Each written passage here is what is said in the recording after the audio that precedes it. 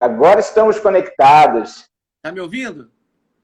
Muito, muito bem. Muito bem. É, Muito boa noite, meu amigo. Um prazer ter você prazer aqui. meu. Tudo bem? Tudo ótimo, graças a Deus. Melhor agora, na tua companhia, na tua energia, na tua presença. Valeu. Tamo indo, né? Fora tudo, tudo bem, né?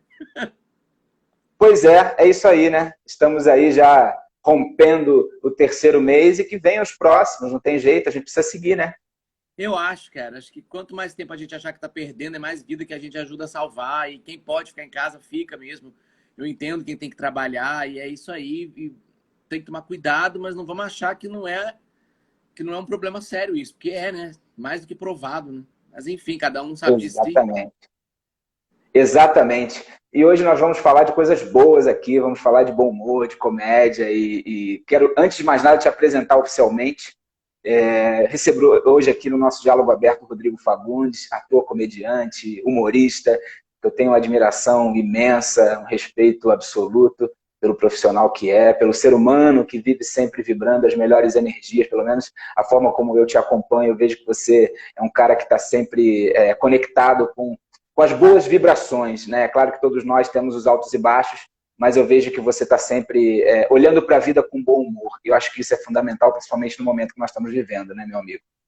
Eu acho também. Eu tento, assim, né, levar a vida com uma certa tranquilidade. Lógico, eu também tenho os meus momentos, né? Tive agora há pouco tempo, inclusive, né? E estava meio recolhido, fazendo um detox de rede social, que estava me fazendo mal, tudo que está acontecendo com o mundo, né? Não só no Brasil também. E aí, é o que eu costumo falar, assim, a minha alegria é muito genuína, assim. Então, eu estava no piloto automático, não estava legal. E lógico, também, com um amigo meu fala para mim, você não tem que ser obrigado a estar feliz para os outros o tempo inteiro, né? Você pode também ter os seus momentos, como todo mundo tem. Aí eu fiquei meio quieto, depois eu fui melhorando, enfim. Mas é isso, né? Normal, Agora, normal. no momento que a gente está nesse momento mais sensível, tá tudo muito à flor da pele, as pessoas estão, né, estão muito ansiosas, e é compreensível, estão agressivas, estão com medo, são sentimentos misturados às vezes, né? Estão eufóricas, é uma mistura de tudo, né? Não está nada equalizado, eu acho, nesse momento. Com certeza. E a gente precisa ter sensibilidade e paciência para lidar com tudo isso. Não adianta criar angústias em relação àquilo que não está no nosso controle, que a gente não pode transformar. A gente tem que ir vivendo um dia de cada vez mesmo, né? É um exercício diário de respiro, de se alimentar do que vale a É, pena, um- do que é. é, é um dia de cada vez com uma noite no meio, né? É assim que eles falam. Pois é, pois é. Eu quero dar o pontapé inicial no nosso bate-papo, para a gente falar um pouco sobre a tua trajetória, sobre o teu caminho, te fazendo uma pergunta difícil, que eu já acho que você não vai acertar. Vai. Mas eu posso ser surpreendido. Quero saber se você lembra quando a gente se conheceu. Não. Quando a gente. Não, eu lembro que eu te acompanho no teatro, mas o dia, momento exato, a hora, você lembra? Pois é, eu lembro. Ah, você Minha lembra memória da é... pergunta, né? Então você deve saber. Não, porque eu fui buscar nas lembranças, falei, quando eu conheci o Rodrigo, né? E aí eu cheguei ao ano de 2005. Naquela ocasião eu estava fazendo a graduação de artes dramáticas lá na universidade, na antiga faculdade da cidade. Era o primeiro ano, o segundo ano da graduação do curso de artes cênicas, que inclusive ele foi aberto para atores que vinham de outras escolas que não eram escolas de graduação. Eu fiz o curso profissionalizante lá e aí emendei na graduação e aí eu recebi na turma, né, entre vários atores queridos, a nossa querida amiga Flávia Guedes. E aí, Flavinha querida, a gente já logo naquele esquema de curso, de aula, diariamente, a gente já começou a fazer aquelas duplas de exercícios de cena e tal. E aí Flávia, um dia com aquele jeito dela, naquele jeito todo acelerado, que ela chegava, Até hoje. ela marcou, até hoje. E aí tem um tempo que eu não vejo a Flávia. E aí ela virou pra gente e falou, gente, olha só, vocês precisam me assistir no teatro, porque eu tô com um trabalho, eu quero muito que vocês assistam, tal, não sei o quê. E vocês estavam em cartaz com Surto na Casa da Gávea. Uau!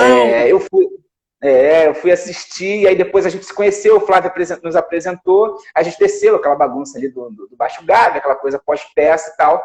E aí de lá para cá, eu comecei a acompanhar a trajetória de vocês, né? Aquele trabalho foi um trabalho de sucesso absurdo, né? Que 11 anos em projetou cartaz, 11 anos. 11 anos em cartaz e que projetou nacionalmente vocês, né, na TV, você, Flávia depois foi fazer novela das 9, né, o Foi Wendel, Thaís, Thaís. o Renato, que era o nosso produtor, que fazia também.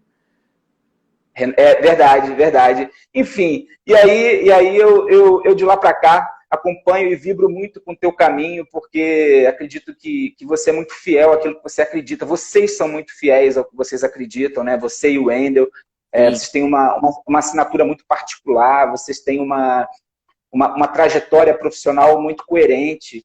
E aí eu queria que você falasse um pouco, né, desse caminho, né, quando de repente depois do surto ali vocês começam a abrir os horizontes, né, de oportunidades de trabalho, o mundo começa a entrar numa outra energia, uma outra velocidade, e aí, enfim, o teu caminho ganha uma outra perspectiva, né?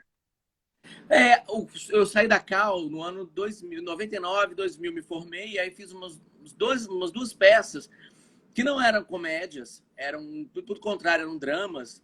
E depois o surto, eu, a Thaís, o Wendel e a Flávia, a gente se reuniu, a gente era todo mundo da Cal, não era da mesma turma, mas a gente se conhecia da Cal. E a gente começou a improvisar para falar de um espetáculo que falava sobre a banalização que estava virando a carreira do ator, e nasceu o surto.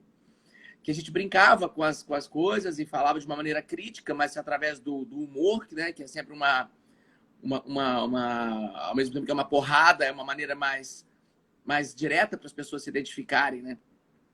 E aí, durante 11 anos, a gente foi em cartaz, sendo que nesses 11 anos a gente fez outras coisas juntos, outros espetáculos paralelos, porque o surto sempre foi a nossa Lei Rouanet é o surto. A gente não teve Lei Rouanet, não teve nada disso. As pessoas adoram, né? Sim, sim. A gente fez do nosso bolso, e o boca a boca que gerou foi por causa acho que da originalidade do espetáculo. Era uma coisa muito autoral que a gente estava falando, né? Isso gerava uma repercussão boa, né?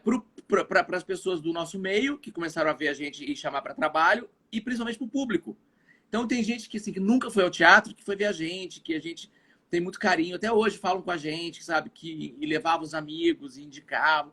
Então, assim, você conseguir trazer pessoas que não têm costume de ir ao teatro, né, para sentar ali, para assistir, eu acho que isso é uma vitória, assim, uma das coisas que eu mais tenho orgulho de ter feito, de ter cativado um público, sabe? Conquistado um público. E depois dali eu comecei a trabalhar com outros diretores também, no teatro, que eu sempre foi a coisa que mais me empolga, assim. Eu gosto de televisão também, mas o teatro me dá uma certa noção de que ele está mais na minha mão, sabe? Eu posso fazer mais o que eu quero. Televisão, geralmente você é chamado para alguma coisa, você é escolhido, né? No teatro eu sinto que eu tenho um pouco mais essa liberdade de fazer o que eu quero, né? E aí é o que eu falo, assim, bom que até hoje a gente consegue sobreviver da arte num país como o Brasil, né? Não precisei recorrer a um plano B que tinha. Eu sou formado em publicidade, não precisei acionar o diploma, não precisei ter que trabalhar numa loja, por exemplo, como muitos atores fazem, colegas, né? Porque as contas chegam e, enfim, a vida é difícil, né? E eu poder continuar nessa profissão que eu escolhi, que eu sei que é muito difícil, tem altos e baixos, é um motivo de orgulho para mim. E depois dali, né, para as pessoas que estão nos assistindo e não sabem, foi no surto que surgiu o Patrick, né? Foi. Que depois você teve uma grande escola que foi o Zorra. Durante 9 anos você ficou no Eu fiquei programa, não 9 foi isso? anos. E com o personagem no ar, quase 7, que é muito pro programa, para a vida de um personagem lá.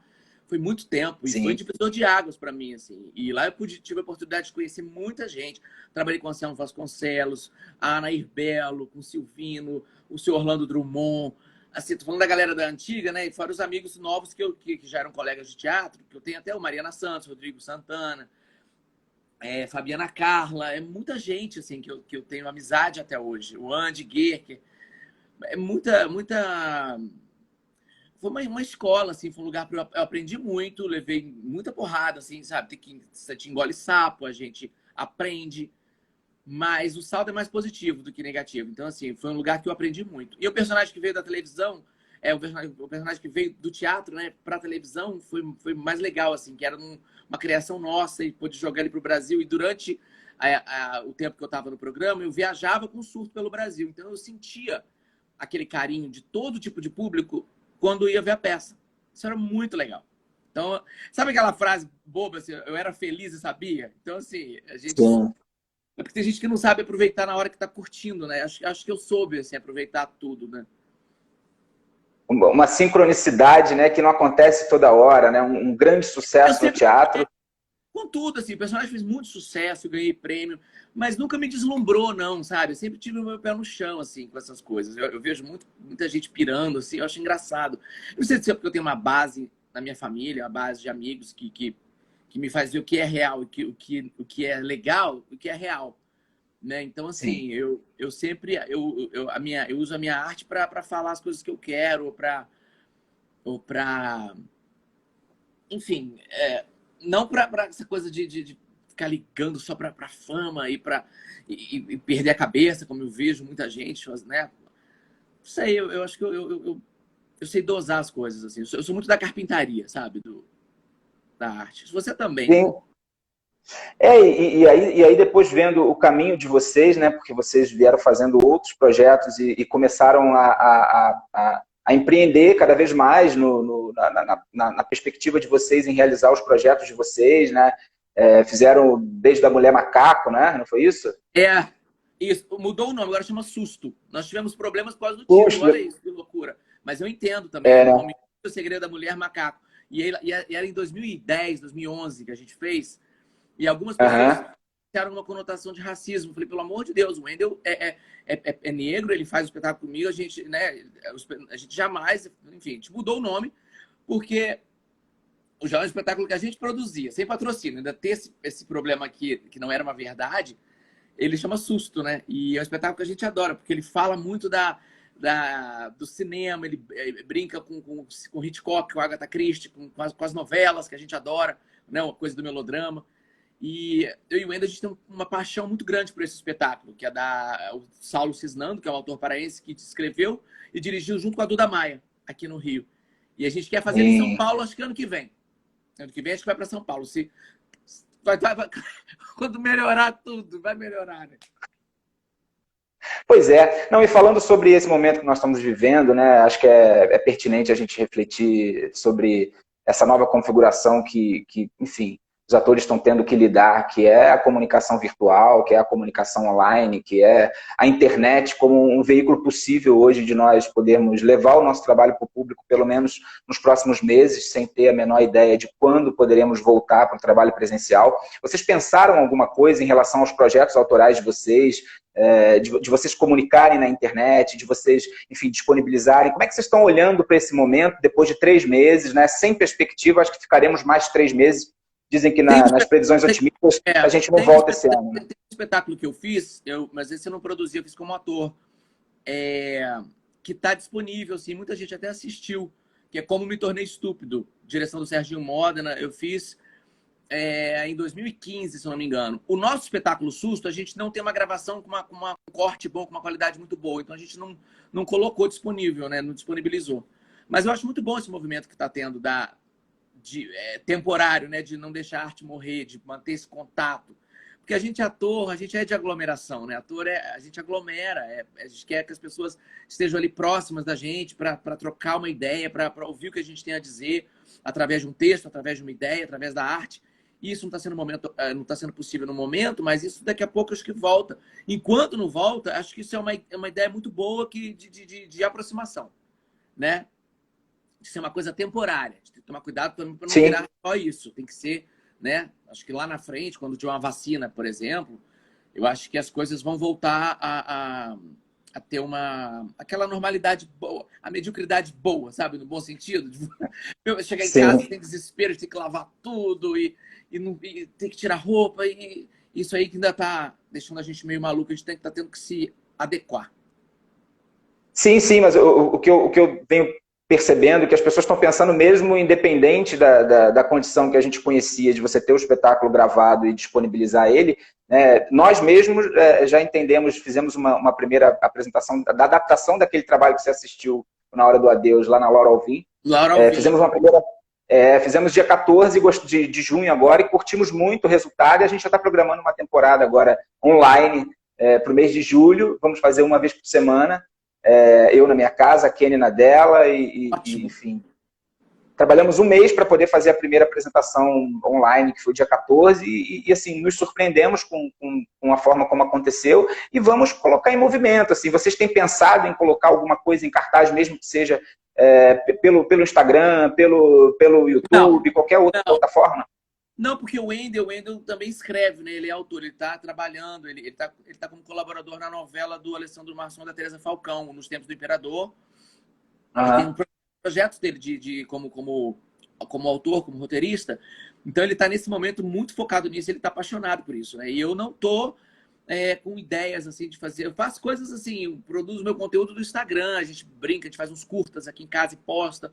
Mas muito mais ligado à comédia, assim, sabe? Coisas leves, mas sem o compromisso de ter que ter um conteúdo por semana, não virou um trabalho. A gente também não tá. Eu não tava nessa vibe, eu estou respeitando isso também, sabe? Eu acho que eu participo das lives, assim, que eu acho interessante esse contato, para a gente falar de outras coisas, acho que a saúde mental, né? Ajuda a gente a ter um contato com quem tá aí vendo, tem muita gente sozinha em casa. Eu tenho muitos amigos que estão sozinhos em casa, então estão respeitando a quarentena. Só que chega uma hora que vai dando nos nervos. Então, assim, ter esse contato por aqui, eu acho que é saudável. Então, a minha parte está nessa, assim, de participar das lives, de brincar com as minhas coisas que eu falo no Instagram, de tentar levantar o espírito, sabe? Dentro do que for possível nesse caos. Sim, as lives têm sido muito importantes. Assim. Tem muitas pessoas gerando conteúdos e que nós não teríamos o acesso se não estivesse vivendo a condição que nós estamos vivendo. Agora, acabei de assistir uma live da Mora Maltner com o Valci Carrasco. Assim, quando a gente ia conseguir testemunhar na intimidade da nossa casa um bate-papo entre a Mora e o Valci, sabe? Enfim, só a quarentena. É muito bom, é uma proximidade que dá, é uma curiosidade que você tem sobre pessoas que você gosta, que você admira, e tem várias, e no mundo inteiro. Outro dia eu estava tendo uma live do elenco de uma série que eu adoro, e eu fiquei vendo e tentando falar com eles, mandando recado, e eles lá falando. Então, assim, eu fiquei muito feliz, assim. O mundo tá aqui dentro, né? Pois é, por enquanto, né? Por enquanto é o que temos. E queria que você falasse um pouco da paixão que você e o Wendel têm pelos filmes de terror, pelo suspense. Vocês se inspiram muito nesse universo, inclusive, para construir os trabalhos de vocês. Você estava falando dos vídeos aí que vocês têm postado. Do susto. Como é que é? Né? Como é que é essa relação? Como é que vocês se alimentam desse conteúdo? Por exemplo, eu não sou um cara muito próximo do terror, sabe? Eu não tenho tanto essa curtição, eu já curto uma outra onda, né? Enfim, fala como é que você se nutre desse cinema, do cinema de suspense, de terror, de como é que isso entra na tua salada aí do teu processo de criação? É porque são dois momentos assim, na minha vida. Quando eu era adolescente, eu adorava muito, e ainda gosto aí, dos filmes de terror, gore, sabe? Tipo Jason, essas coisas. Fred Krueger, Halloween, o terror que era de psicopata, de violência, de medo. Mas também depois eu fui vendo suspense, fui conhecendo tipo, filmes como Silêncios Inocentes, como O Orfanato, O Bebê de Rosemary, A Órfã, que eu acho que são filmes que são vendidos como filmes de suspense, de terror, mas para mim são filmes muito dramáticos, assim, porque o terror é muito drama. Você vê dramas familiares, de espírito que volta porque deixou de fazer alguma coisa. Então, geralmente você vai investigando isso. Tem histórias de famílias, assim, de relações familiares maravilhosas, que acaba entrando um pouco no melodrama, que acaba virando um pouco a coisa do folhetim, da novela. Eu gosto de relações, das relações. E o terror tem uma maneira de lidar com isso que é muito legal. E o terror sobrenatural é um lugar que eu tenho de um medo seguro, sabe? É um escapismo, não sei o que é. Gosto de sentir aquele medo de Annabelle, sabe? Esses filmes, O Chamado. Não tenho preconceito com nada. Eu vou do Exorcista ao Sexta-feira 13. Né? E vejo os filmes de terror italianos, espanhóis, tem muita coisa boa. Os coreanos, que são incríveis, eles têm uma outra visão de morte, né? De sobrenatural. Então eu tento ver tudo, né? Eu gosto, a gente tem um prazer. A gente tem muito um acervo grande aqui de DVD. Ninguém tem mais DVD hoje em dia, né? A gente tem um monte. A gente vê no videocassete. Eu também adoro DVD. Não, e porque os filmes de terror, eles passam muito por essa coisa da relação com a morte, muito, quase sempre, né? Essa brincadeira com a morte. E do medo, da beira do abismo ali, você vai cair, não vai cair, o que vai acontecer? Eu gosto da suspensão, sabe? Esses filmes me deixam em suspensão, me deixam, sabe? Ainda mais quando a história é boa, quando tem um enredo muito bom, tipo Orfanato, que é a produção do Guillermo del Toro, que é um cara incrível, ele te pega de uma maneira e no final você chora. Então, o final é melancólico. Os outros, com a Nicole Kidman, são filmaços, assim, que eu acho que todo mundo tem que ver. Mesmo quem tem medo, você força porque a história é boa. O Sexto Sentido. Tem muita Sim, coisa. não, esse eu vi, esse eu curto. Os outros, Sexto Sentido, que entra numa coisa mais metafísica. Enfim, eu digo aquele terror, bem terror clássico. Eu gosto também dos Walking Dead da vida. Eu vi esse reality Z agora no Netflix. Brasileiro, achei inspirado numa série inglesa, no Dead Set. Mas é muito bom, assim. Eu achei legal ter esse gênero aqui no Brasil, sabe? É um gênero que não é muito explorado aqui. O terror, o suspense, a catástrofe, né? Como no caso do Walking Dead, dos zumbis atacando todo mundo. E é tão legal ver a qualidade, assim, a estética, a fotografia do reality Z, né? E vários amigos meus fizeram, então eu assisti, assim, fiquei muito feliz. O Wendel tá aqui com a gente. Beijo, Wendel. Eu não enxergo, tem uma galera falando comigo, desculpa. É que eu tô sem óculos. Ele tá perguntando quantas vezes você viu o Orfanato.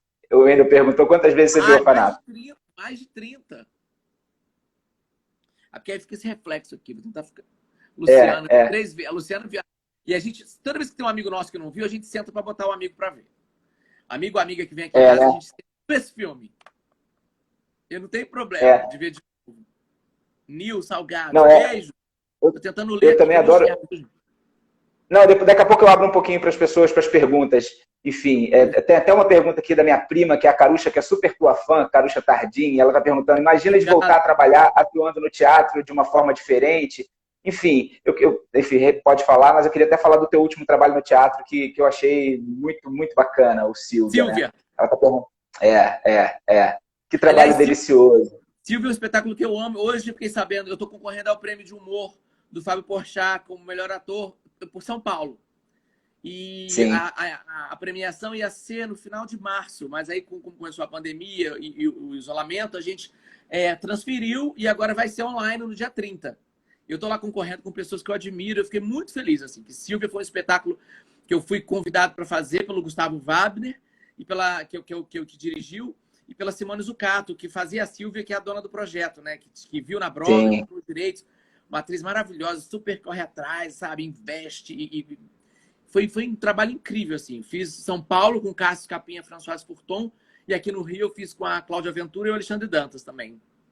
Que mudou só o casal, porque o Cássio e a Fran já tinham outros trabalhos, e a gente tinha que fazer uma temporada aqui, e eles entraram, e foi, sabe, tudo lindo, assim, foi...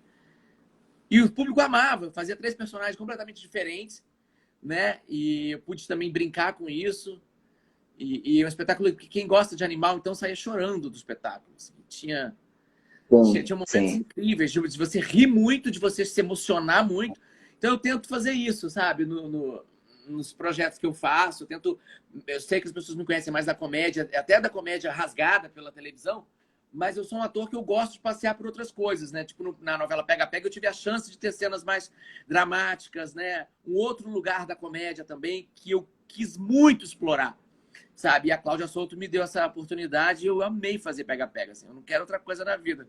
Quero fazer novelas desse tipo, assim, sempre que me chamarem. O Silvia foi incrível, assim, você estava falando, me vindo imagens aqui, aquela cena da queda no sofá, aquilo ali, a plateia vai ao delírio, né? Enfim, aquela cena é deliciosa. Eu adoro, deliciosa. Eu sou muito fã de Buster Keaton, sabe? Harold Lloyd, Chaplin. Então, assim, eles faziam o Harold Lloyd e o Buster Keaton, principalmente, muita coisa física, né? E eu sempre vou lá chupando deles, assim, aquela verve deles, aquele jeito deles fazerem a comédia física de verdade, assim, né? Eles fazem, né? Eu vou lá e eu vou tentar fazer também, Aí eu vou sugerindo as coisas. O Gustavo, o Vab, o diretor, ele deixava a gente propor, né? Ele sabia o que ele queria, mas ele deixava a gente propor. Falava, Rodrigo, menos aqui, mais aqui. Eu sou um ator também que eu gosto de dar para o diretor assim, as possibilidades, né? Dar caminhos quando eu sinto que tem essa abertura. E eu sempre tive essa sorte também de pegar diretores que gostam de ator. É legal você pegar um diretor que gosta de ator, né? No teatro, principalmente, que o processo é mais longo, enfim. Aí quando você pode propor junto, é muito bom. É muito legal. E quer falar um pouquinho dessa relação de casamento com o Endel também no trabalho, na arte, como vocês lidam com essa questão de, enfim, de trabalharem, de terem uma vida em comum, como é que é esse diálogo, como é que funciona? Olha, é muito tranquilo, a gente está junto há 17 anos, a gente fez 17 anos agora, dia 13 de junho, nosso aniversário 13, foi uma data meio que a gente elegeu, não na data certa, meio que a gente eu não conheci o Wendel na Cal, a gente era colega, assim, depois não, fomos ficando mais amigos, e durante o processo do surto, pum, a gente se apaixonou. E a gente, assim, sempre se deu muito bem, e aí as pessoas sempre falam, mas vocês ainda trabalham juntos, não é possível, isso não vai dar certo. Sempre a galera achava, né, que não. E tá durando, a gente tem uma lealdade um com o outro muito grande, sabe? Mais do que qualquer outra coisa. A gente tem uma parceria muito grande. E eu não sei, eu não tenho segredo, assim. Acho que é um dia de cada vez. Um saber que não vai mudar o outro. E um saber que um não... Essa coisa de... quando duas pessoas viram uma só, você tem um problema muito grande, né? A gente tem a nossa individualidade, né? Isso a gente sempre respeitou, assim. Tô falando de tudo, de intimidade. Ele tem a intimidade dele, eu tenho a minha. Ele não é uma pessoa... vou falar uma coisa, tenta entender. Você tem que achar uma pessoa que te complete. Ele não me completa. Ele me soma, entende? Sim. Ele me completa. Não é que eu preciso dele para ser feliz. Eu, com ele, eu fico mais feliz. E eu acho que ele também comigo. Sabe? A gente gosta de estar um com o outro. E vai vivendo um dia de cada vez. Não tem muito segredo. E também, até, por sermos gays e tal, essa coisa de estar num país que é mega preconceituoso e sermos atores. Então, é uma coisa também que no início, a gente protegia um pouco, sim. Tanto que tem muita gente que até hoje não sabe que nós somos um casal. Acho engraçado. Mas é porque eu falo assim, tesouro a gente não mostra para todo mundo. Mesmo que eu tivesse um relacionamento heterossexual, uma namorada, não sei se eu ia ficar expondo a minha vida tanto. A gente não é de se expor, assim, senão a gente vira, sabe, palhacinho de circo para as pessoas. Faz isso, ai, beija, ai, faz isso aqui, ai, vem cá você. Ai, entendeu? Eu não vou ser, sabe, casal empresa, sabe, essas coisas. Então, assim, a gente... Mas assim, as nossas redes sociais, a gente sempre foram sempre abertas e de vez em quando vem alguém e fala, você é gay, não sabia. Nunca, acho que uma vez ou outra que vem alguém que me xingou ou que falou que decepção, que não sei o quê, mas aí a pessoa vai embora ou eu bloqueio se é mal educado. E o que eu falo, gente, o Wendel fala uma coisa que é muito legal. Fala, a gente pode nunca ter levantado bandeira, mas a gente nunca escondeu o mastro. Então, muito bom. É uma vida normal que a gente tem. As nossas famílias são incríveis, sabe? Então, assim, as nossas mães, a gente tem uma relação maravilhosa com elas. Isso é muito legal. E isso tem que ser protegido, sim. Então, a gente não escancara, mas a gente também não esconde. Eu não sei. Sim. Não sei explicar. Perfeito. É bom, é gostoso, sabe? Então, e trabalhar com ele, então, a gente está muito bem no trabalho. As nossas brigas são mais do trabalho, isso é engraçado. A gente, às vezes, quando faz peça junto, briga não, a gente discute mais com relação a uma cena, algo. Mas eu acho isso, não, mas por quê? Não sei, não é perfeita, mas é muito legal, é muito boa. Deixa eu mudar aqui, Rodrigo. Tem umas pessoas falando que está travando, eu vou mudar aqui o...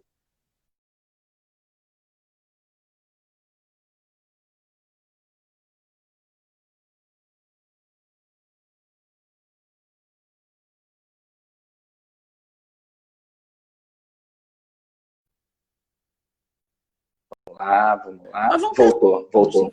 Tô sem Luciana, palhaça. Voltou. Eu tava lendo os comentários aqui. Pra mim tá normal. Pra você eu tô travado? As pessoas estavam falando que estava travando um pouquinho, mas eu mudei aqui agora para o 4G. Às vezes varia, né? E aí eu fico também entendendo qual o melhor sinal de acordo com o dia. Mas aí você falou da questão do preconceito, e aí eu queria entrar um pouquinho nesse caminho também, enfim, para a gente poder pensar um pouco o que nós estamos vivendo no mundo hoje, né? Nós estamos vivendo acho que uma grande energia de transformação em relação àquilo que não é mais tolerado, né? O preconceito, a discriminação, preconceito em todos os níveis, né? Não só o preconceito homossexual, o preconceito racial, o preconceito, enfim, em todas as esferas. Você quer falar um pouco sobre de que forma você lida com esse assunto, enfim, pela tua vida, naturalmente, acabar estando um pouco mais exposta e você, muitas vezes, tá ali tendo que lidar com questões que você, às vezes, nem escolheu, mas como você falou, né, as pessoas sabem, né, que vocês são um casal e aí descobrem. Como é que você dialoga com essa questão do preconceito no Brasil, que é muito enraizado e é muito insuportável na minha concepção? Pois é, eu tenho acho que duas visões, assim. Uma que eu acho que a minha bolha, vamos dizer, onde eu vivo, assim, as pessoas com quem eu me relaciono, a sociedade que está perto de mim, a gente não sente isso. Não. Não, a gente não é afrontado, não tem isso. Se falam pelas costas, eu não posso controlar isso aí, né? Não tem como controlar Sim, isso. Mas eu vejo nas redes sociais que as redes sociais viraram um tribunal de inquisição. Tá virando bruxa de Salem. As pessoas querem pois é. estão cheios de opiniões, sem saber do que estão falando. E, sabe, em vez de quererem diálogo, conversa, elas querem jogar álcool na fogueira. Elas querem É. incêndio, elas querem, sabe? É muito. Eu não sei, quando eu vejo uma coisa que eu não concordo, eu tento falar, eu tento conversar, às vezes também perco a paciência, dá vontade de mandar merda, sabe? E mando, mas não é nada muito. Eu me sinto muito privilegiado nesse sentido, sabe? Mas já sofri também na época que eu era garoto na escola, já sempre. E você vai se fechando, né? Eu fiquei muito tempo fechado com relação a isso. Alguém me perguntou aqui o que eu tenho, o que tem do Patrick, o que tinha do Rodrigo no personagem Patrick. Tudo. Tudo. O Patrick foi meu grito de guerra, assim, de todo o bullying que eu sofria. É um personagem que ele sofria bullying, sim, mas é o tipo de personagem que você via ou na escola ou em algum lugar. E eu era muito daquele jeito. E a sociedade foi querendo me moldar no machinho, no estereótipo do macho. E aí, quando eu tive a oportunidade de fazer esse personagem que veio do teatro, ele era muito herói. Na televisão, eu fiz questão de pedir para os redatores, ele tem que se dar bem no final, ele tem que... vamos fazer bullying com ele, mas no final tinha aquele porra, ele falava, mexe com quem tá quieto. E eu sei que isso ajudou muita É. gente. Isso as pessoas falam, isso que eu sei porque falam muito comigo. Ai, me mexiam comigo na escola, mas eu ia lá e falava, não sei o quê. Então, assim, até onde eu podia, no programa de humor, de entretenimento, que não era nem para criança ver, não sei como é que tinha uma audiência incrível de criança que passava 10h30 da noite, num sábado, Sim. eu tenho muito orgulho, sabe, de ter feito ele. E eu sabia o que eu estava fazendo, porque eu sabia o que eu estava dizendo, porque tinha a ver comigo, né? Então, ele me deu muita força. Ele me protegeu muito tempo, assim. Ele me fez estar aqui agora, assim, falando, sem medo de, eu sou gay, sabe? Não tem... Eu já passei por todos esses processos de medo, de tudo, entendeu? E interessante, você está falando, está me vendo a memória, né? Que eu acho que eu assisti mais de uma vez o Surto, se eu não me engano. E o personagem no Surto, ele era muito mais amplo. Para televisão, ele vai com recorte, né? Ele é um recortezinho Ele era ali, né? outra coisa no teatro. Eu brincava que era no Surto, ele ia fazer um teste para uma peça de teatro. E ele tinha Sim, uma coisa de jeito delicado, dele, feminado. Ele é feminado, sim, porque existe, né? E isso é muito combatido na sociedade. Não pode existir o afeminado. Então, tem preconceito dos gays com os próprios gays. Os gays, sim, esse estereótipo mais masculino, ficam, ai, bichinha, a bichinha, a não sei o quê. Então, sabe, o Patrick tava nesse lugar de você chegar e já ver que ele era gay, afeminado, já tinha os trejeitos. E na hora de fazer isso na peça, de interpretar, ele virava um macho, que ele se escondia, sim. era outra personalidade, ele mostrava uma dupla personalidade de um conflito que ele não sabia que ele vivia. Aquilo era o mundo que ele era encaixado, que ele era aceito daquele jeito. Né? Tô falando isso, tô psicologizando muito uma peça que era uma comédia, tá? Mas só para saber Sim, como ele foi construído. Né? E na televisão tinha coisa, ele tinha um primo, que era o Anselmo Vasconcelos, que fazia, que era um querido, um sim. amigão assim, que eu fiz pra minha vida, né? E ele brincava muito, você tem que ser macho, não sei o quê. E ele era daquele jeito dele. Eu ainda brincava, eu falava, gente, o Patrick, não sei se ele é gay, se ele não é, eu acho que ele é virgem. Ele tem uma doçura, ele tem uma inocência que isso fez o sucesso dele, né? E foi muito legal. Depois teve a noiva também, que foi a Dig que fazia, né? Eu tinha uma noiva, tipo assim, sabe aquele? Eu tive uma namorada que eu fingia que eu namorava ela, a gente fingia, eu tentei na minha Muito adolescência, bom. sabe? Com todos os medos que eu tinha do mundo, de sofrer, porque ninguém vai me aceitar porque eu sou gay, não sei o quê. Eu tive uma namorada de mentirinha. Minha família amava no início, quando eu tinha 18, 20, 19 anos, já era velho. Então, assim, teve isso, assim, né? É legal poder lembrar disso e falar essas coisas. E aí você tocou nesse ponto aí, enfim, me veio uma curiosidade aqui. Em que momento você começa a entender a tua orientação sexual? Qual momento que você falou, 18 anos, você tinha uma relação com a menina que era uma coisa que era mentirosa e tal? Em que momento que você se entende, né, como, enfim, parte desse todo e entende, não, eu Eu vou te não falar, tenho uma construção padrão. eu acho que desde eu não lembro assim de 6, 7 anos já ver que eu era diferente, sabe? Eu já vi que eu ficava muito com as meninas no colégio, eu tinha um apelido, eu sofria muito bullying, sabe? Era divino, porque eu sabia de ter o fruto entre as mulheres, eu sofria, os maiores queriam me bater, mas aquilo foi me dando uma raiva e eu brigava com eles dentro de onde eu podia, sabe? Então, mas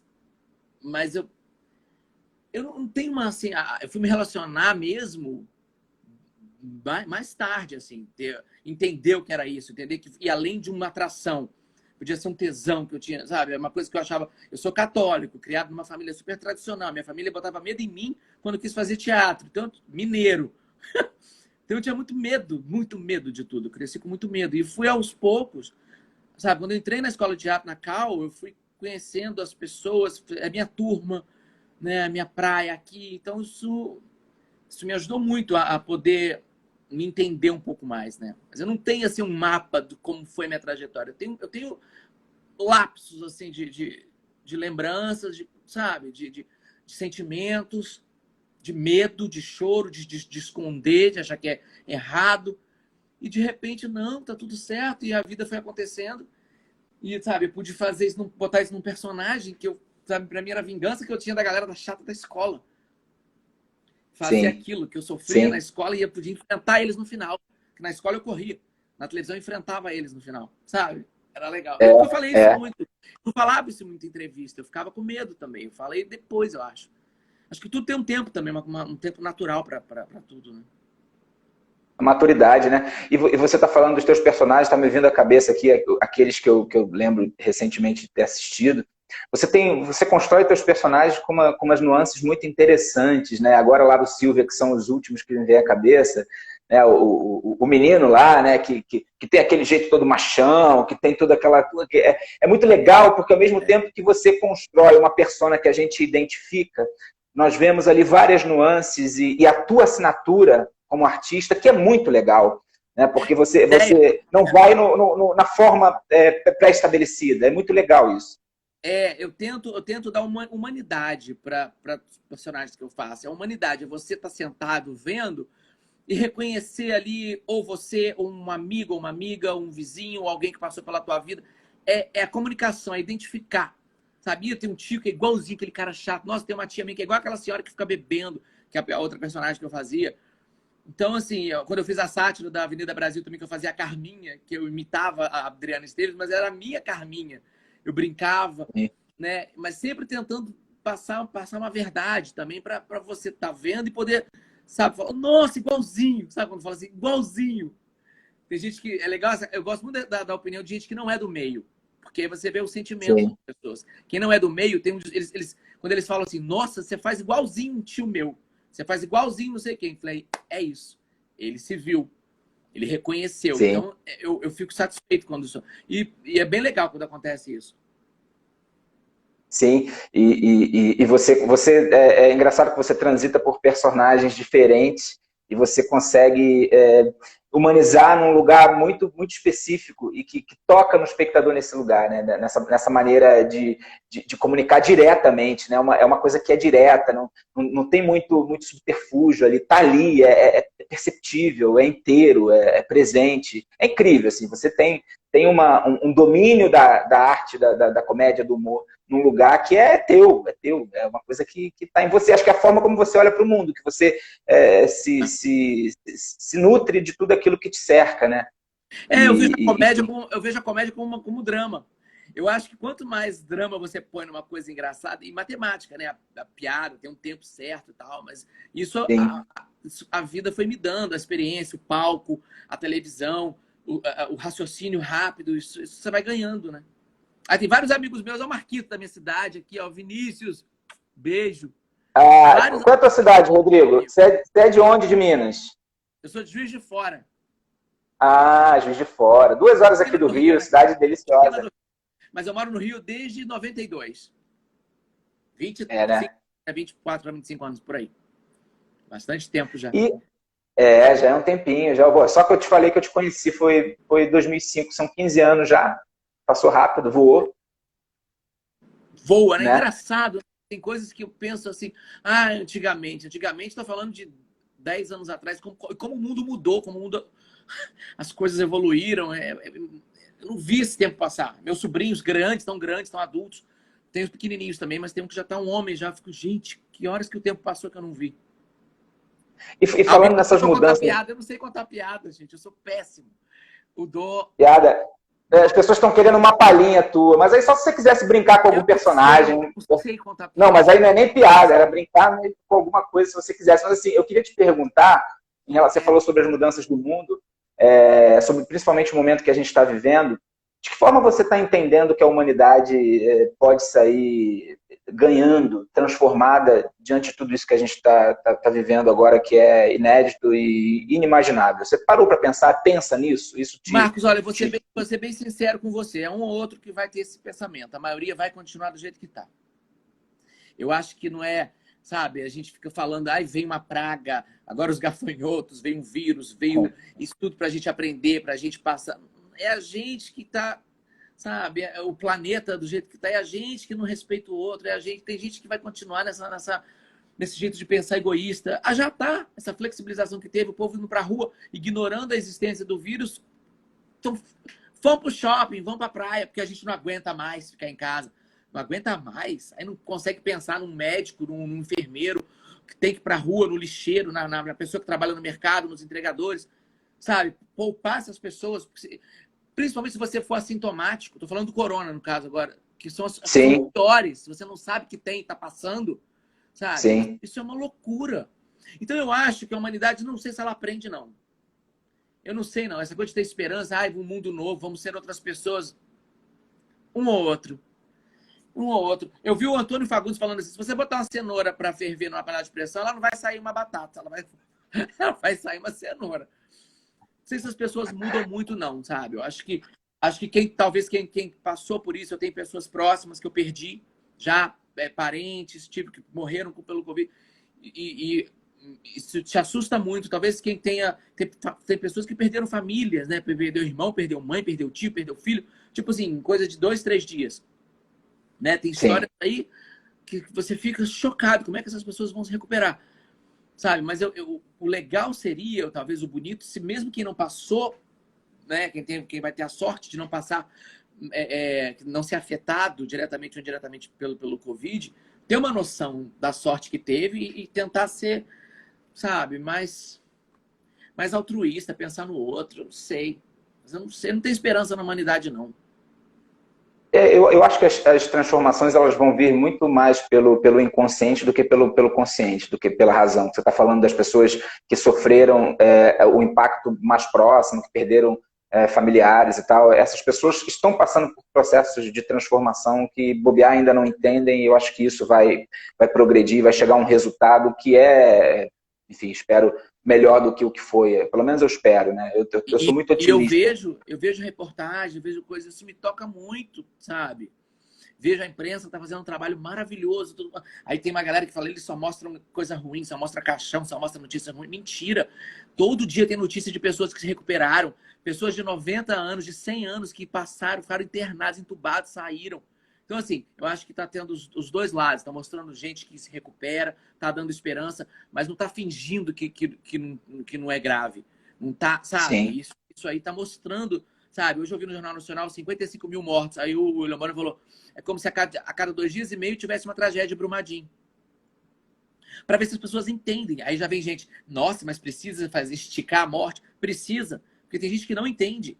Aí se você não quer ouvir, quer fingir, aí você faz assim, você finge que não existe. Isso é uma hipocrisia, sabe? Vai ter gente que se recuperou, eles vão mostrar também, mas as notícias têm que ser dadas, gente. Isso é um absurdo. Claro, com certeza. E como é que estava a tua vida quando tudo isso parou? A vida parou há 3 meses atrás. Você estava de trabalho, como é que estavam os teus projetos? Você tinha projetos que iam começar e que foram interrompidos? Como é que tá isso para você e como é que tá a perspectiva para o que virá?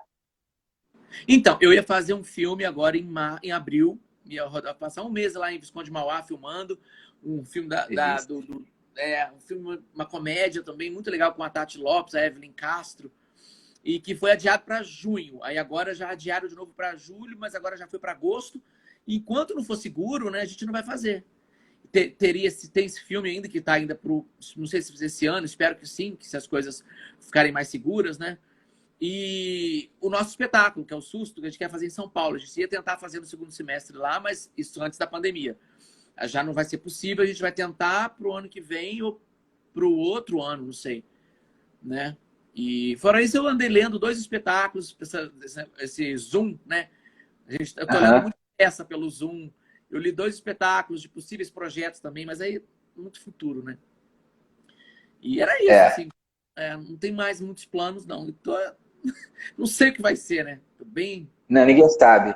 Ninguém sabe. E a televisão, você tinha alguma perspectiva de alguma coisa? Tinha alguma coisa encaminhado que pudesse vir? Não. Televisão não. Nada certo, por enquanto. O que tinha era o filme e a peça, né? Que eu quero fazer em São Paulo. Tem um filme que eu fiz para o Netflix, deve sair em dezembro. Eu fiz em dezembro passado, com do Leandro Hassum. Um filme que chama Tudo Bem no Natal que Vem, com a Luiz Cardoso, o Leandro Hassum, o Miguel Rômulo. É uma comédia, sabe? Eu acho que vai ser lançado no final do ano. Eu acho, pelo Netflix, que já está pronto. E Susto em São Paulo, tá falando aqui. A gente vai fazer, espero que ano que vem, né, Bidu?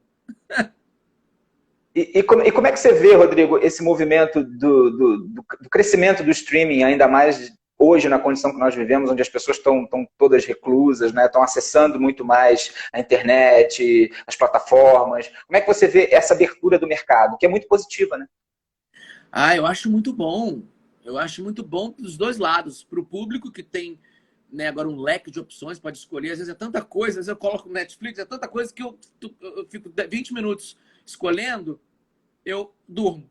Entendeu? O Wendel falando, eu fiz o Wendel, eu fiz Impuros também, a série da Fox, a segunda temporada. E é legal, no Impuros eu fiz uma participação no 4º episódio, 4º e no 5º. Eu faço uma coisa completamente diferente do que eu já fiz em audiovisual. Eu faço um sequestrador de criança, um cara super violento. É uma temperatura de interpretação que eu nunca tinha feito no audiovisual. E é legal também, quem quiser conferir, eu acho, é da Fox. Impuros, segunda temporada, né? Eu adorei fazer, adorei. Mas eu acho importante é a Fox. Fox Premium. Netflix também. Eu assisti, não foi na Fox. Eu acho que assisti na Netflix, não foi? Impuros, acho que foi na Netflix também. Acho que a primeira temporada tá lá. Eu não sei, porque tem uns que estão em vários, né? Em streams, enfim. Sim. E é legal ter isso, né? Acho que é legal, como eu falei, é legal para o público ter essa opção de coisas para assistir, é legal para os atores, porque aumenta também as possibilidades de trabalho, né? Sim. Né? Esse campo, né, de trabalho, e espero que quando passar logo isso, né, que as produções aumentem, que haja um investimento, porque a gente está vendo que uma cultura está salvando a saúde mental das pessoas, né? Está salvando muito. Sim. É um livro, é um filme, é uma novela, é uma coisa, é uma poesia que você escuta, isso é arte. O ser humano precisa de arte. É o Ferreira Goulart que fala, né? Qual é a frase que ele fala? A arte existe porque a vida não basta. Não basta. Porque a vida não basta, exatamente. A arte existe porque lindo. a vida não basta. A gente precisa desse lugar, né? Que a gente pode interpretar do jeito que a gente quiser, do jeito que bater pra gente. É muito bom. E eu acho que nós estamos ganhando 2 canais mundiais novos aí para nossa condição de espectadores, que é o Instagram e o YouTube, né? Eu acho que esse movimento todo que vem acontecendo a partir desses canais não vai ter um retrocesso. Ele vai ser incorporado dentro desse novo universo que nós vamos viver quando as coisas voltarem meio que mais ou menos ao que era quando parou. Né? É mais uma plataforma, é mais uma oportunidade de você falar sobre o que você quer, de ser autoral, enfim. E uma responsabilidade também, né? Isso é que é legal. Cada um tem sua emissora agora, né? Aqui nessa caixinha, né? Isso é legal. Cada um tem sua network. O Rodolfinho Mesquita que falou sobre isso, a gente estava batendo um papo também, ele falou, cada um agora tem uma emissora na sua própria casa, e é verdade. E é uma questão até que eu acho que é importante pensar, né? Nem todo mundo é comunicador, né? Nem todo mundo, enfim, embora qualquer um possa abrir a sua câmera e fazer o que quiser, mas acho que vai ter um processo meio que natural de filtragem e de seleção de conteúdo mesmo, até pelo público. Eu acho que o público já está começando a entender isso. Você escolhe, você pode escolher o que você quer ver. Isso é muito bom. Sim. Né? E você vai se Sim. identificando e vai dando audiência para aquilo que te interessa. Sempre, sempre. E assim tem que ser. E assim, a gente já vai daqui a pouco chegando ao final do nosso bate-papo aqui. Queria te fazer. Deixa eu abrir um pouquinho para as pessoas aqui, para o público, ver se tem alguma pergunta aqui. Ai, ai, ai. Bruno Enfim, se César. vocês quiserem fazer. Bruno César Oliveira. Ai, Bruninho informou comigo na cal. Cabrito! Alguém fez alguma pergunta aí, você viu? Se você quiser, você pode responder. Eu estou aqui olhando porque passa, às vezes eu não consigo pegar Eu tudo. enxergo também. Desculpa. Graça, Nil Salgado. Lindos. Beijo, Nil. Enfim, se Bruninho. vocês quiserem fazer. A Acho Duda que, eu Maia acho que não. tava aí, ó. A Duda Maia maravilhosa, que eu amo. Duda, querida, trabalhei com a Duda no projeto de A infantil. Duda tá com a gente desde o surto. Tudo que eu fiz no teatro, que foi produção nossa, a Duda tava. A Duda é incrível. A Duda é A Duda incrível, é uma foi pra diretora. saber o surto, o susto. A Duda Sim. Ela é um espetáculo. outro espetáculo que eu fiz, que ela acabou entrando também. Ah, ela aí, mandando beijo. Ah, que saudade. Beijo, Duda, querida. Saudade de você. Quanto tempo, quanto tempo, quanto tempo. Prazer te ter aqui junto com a gente. Passar pela Duda Maia nessa vida artística. A sua vida é atora, é antes e depois da Duda. Ela é incrível. Não, a Duda é muito diferenciada. E tem uma trajetória de prêmios, né? Não só no teatro adulto, como no teatro infantil. A oportunidade que eu tive de encontrar ela foi no infantil, não fazendo como ator, mas ali numa parceria de produção. Enfim, foi muito legal. Estou tentando ver se tem alguma pergunta aqui, gente. Carpinteira da arte, eu gosto muito dela, muito, admiro muito, tenho a sorte de ser amigo dela. Ela faz a diferença realmente depois de uma convivência, principalmente na arte. A Duda, ela marca vidas. Enfim, as pessoas estão elogiando muito aqui o Patrick, falando, porque, enfim, é o teu personagem mais popular, vai ficar marcado aí para tua vida. Legal. Estou vendo aqui se tem alguma pergunta específica, mas eu não estou conseguindo ver muita coisa. As pessoas vão fazendo comentários. Rodrigo Bento, me nota de novo. Oi, me nota de um beijo, Rodrigo, meu xará. MR, é isso? Eu não enxergo. O Bruninho tá falando dica de filme, para eu dar dica de filme. Isso, olha, pode ser série. Eu tô vendo série, tô vendo Pose no Netflix, que é uma série incrível. Vi um documentário chamado Disclosure, que é a visão dos homens e das mulheres trans sobre como o mundo do cinema e da televisão afetou, né, sempre até hoje a maneira como a gente, né, vê essas pessoas. Sim. Que é muito importante, todo mundo tem que ver Disclosure, chama Revelações, eu acho. Tá no Netflix. Uhum. E vi também, tô vendo série, eu vi Hollywood, do Ryan Murphy, que eu adoro o Ryan Murphy. Tudo do Ryan Murphy, eu tô stalkeando o Ryan Murphy, que eu quero que ele me conheça, que louco, né? Que delícia, que delícia. Que mais? Tem muita coisa boa. Little Fires Everywhere, também, que é no Prime Video, com a Reese Witherspoon e a Kerry Washington, que é uma série muito legal. Também acabei de ver. Coisa Mais Linda, segunda temporada, que é brasileiro. Tão legal. Delícia, delícia. Boa. Que trabalho lindo aquele, que eu adoro, o elenco incrível. Tem muita coisa boa, gente. Sim. É isso, meu amigo. Nós já vamos chegando ao final do nosso bate-papo aqui. Essa hora passou super rápido. Nós temos 2 minutos aí. Então, para a gente não terminar na correria, como sempre acontece, eu quero já te agradecer imensamente pela oportunidade desse bate-papo, de trocar essa energia boa que você tem, trazendo tuas reflexões, teu pensamento, tuas histórias, tudo aquilo que você, enfim, entrega para o mundo aí através do teu trabalho, através da tua forma de olhar a vida. Obrigado pelo teu carinho, pela tua generosidade. Foi um prazer ter você aqui. Eu que agradeço, Marcos. Obrigado. E todo mundo se cuida aí. Espero que isso passe logo, que a gente possa se abraçar mesmo, de perto, sem perigo de um machucar o outro, né? A gente tem que ser só amor e respeito. É isso aí, meu amigo. Esplendor. O Wendel falou pra falar da novela Esplendor. Tem uma novela que a gente tá vendo. A mãe do Wendel, a minha sogra tá aqui em casa com a gente. Ela tá vendo a novela Esplendor, uma novela antiga. E a gente estava vendo com ela. Tem as novelas também na Globoplay que vale a pena ver, gente. Eu sou das Top Model, Fera Radical, muita coisa boa. Não, vocês são engraçadíssimos, assim. Inclusive, vocês fizeram um trabalho no teatro meio que parodiando esse personagem dessas novelas. Novela Brasil, verdade. Verdade, dos anos 80, personagem dos anos 80. Verdade. Brincava com Pantanal, com Vale Tudo, com Mulheres de Areia, a gente brincava com o Vamp. Muito legal. Sim, foi muito legal aquele trabalho. Eu vi. O Wendel vai me dando as coisas para falar aqui, eu esqueça tanta coisa. Poderiam fazer live de É teatro. isso. Vamos tentar, vamos pensar alguma coisa para a gente fazer aqui, para fazer, né? Vamos ver. Pois é, obrigado, 20 Marcos, segundos, meu amigo. Eu que te agradeço. Agradeço a todos que estiveram com a gente. Wendel, querido, um grande beijo. Prazer ter vocês. Rodrigo, muito obrigado pelo teu carinho. Muito obrigado pela tua presença. Eu que agradeço. Obrigado, gente. Se cuida, fica com Deus. Boa noite, tá? Beijo, beijo. Tchau, tchau. Obrigado. Se cuidem. Tchau.